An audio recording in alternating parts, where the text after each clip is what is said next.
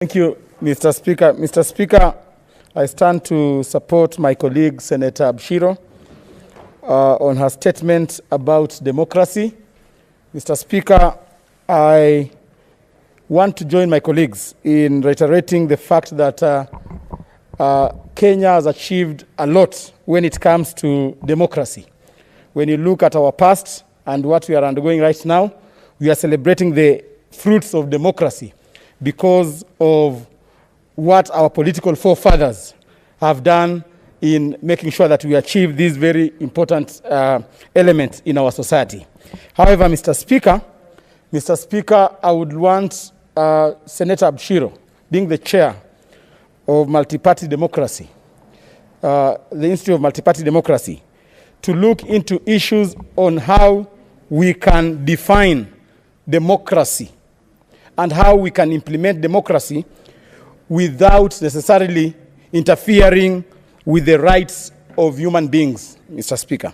Mr. Speaker, some few moments ago, we've seen respectable leaders of this republic. We've seen the chairperson of Council of Governors using his democratic rights, using his political democratic rights to make certain decrees that are going to interfere with human rights in this Republic of Kenya, Mr. Speaker. Mr. Speaker, Article 26 is very clear under rights and fundamental freedoms, Mr. Speaker. Right to life. And Article 26(1) clearly says, every person has the right to life. Article 2 goes ahead to say that the life of a person begins at conception. Mr. Speaker, we all know that our hospitals down in the county governments depend on maternity services, Mr. Speaker. Mr. Speaker, it is irresponsible for the chairperson of the Council of Governors to say that hospitals will be closed, Mr. Speaker, because he has democracy, he has political democracy.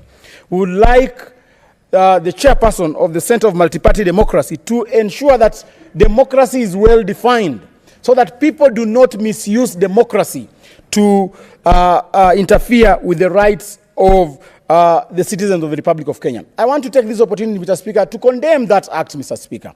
Mr. Speaker, the chair of Council of Governors is irresponsible in the manner in which he is handling important matters of this country. You cannot say that county governments will shut up, Mr. Speaker. Mr. Speaker, it's equivalent to saying that one day when the national government will not have money, Kenya will shut up, will shut down, Mr. Speaker. Mr. Speaker, we shall not accept this kind of leadership, Mr. Speaker. And I want to tell this nation, and as the senator for Kakamega, coincidentally, the governor comes from Kakamega, Mr. Speaker. Mr. Speaker, the healthcare in Kakamega has deteriorated, Mr. Speaker. And I want to state here categorically that Kakamega County had almost 467 million Kenya shillings to fight corona, Mr. Speaker. Up to now, no ICU bed has been purchased. Up to now, no masks have been purchased. The only thing Governor Oparanya did in Kakamega was to purchase land to allocate cemetery, Mr. Speaker. Mr. Speaker, it is a shame that out of 467 million, nothing has been done in Kakamega as pertains corona. Recently, we saw him issuing out free masks, masks donated. He said he will purchase masks. He has never purchased even a single mask, Mr. Speaker. Mr. Speaker, it is sad that during corona time, the same governor who is complaining about shortage of money in county governments, he used 12 million shillings to renovate a ward worth 600,000 shillings, Mr. Speaker. In fact, without even following due process of procurement, Mr. Speaker. So we want to tell Governor Oparanya to respect the citizenry of this country. You cannot use your democratic space, your leadership, political, democratic authority to misuse or to misuse your powers as the chair of Council of Governors. I want to state here... Order, Senator. Nafikiri sijui kama vile ambavyo unazungumzia ni kuhusu hoja ambayo ipo mbele ya hiki kikao ama ni swala ambalo limeshapitwa. Mr. Speaker, I was very clear, and my introductory remarks into democracy were very clear, and I said people should not use political democracy, Mr. Speaker. And I have said they should not interfere with human rights because they have democracy. That is my entry point in this thing. But as I conclude, Mr. Speaker, it is important, Mr. Speaker, to let the people of Kenya know that nobody has got powers to close down counties.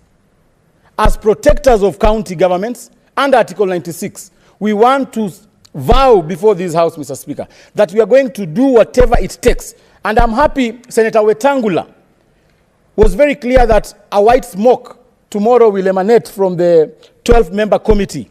I want to tell Kenyans that we have a lot of confidence with the senators who have been given the mandate to ensure that this impasse and this stalemate has been sorted out.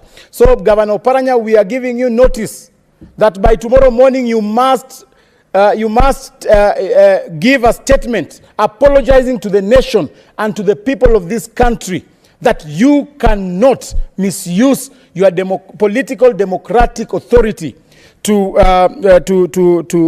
oppress citizens of this country. Thank you.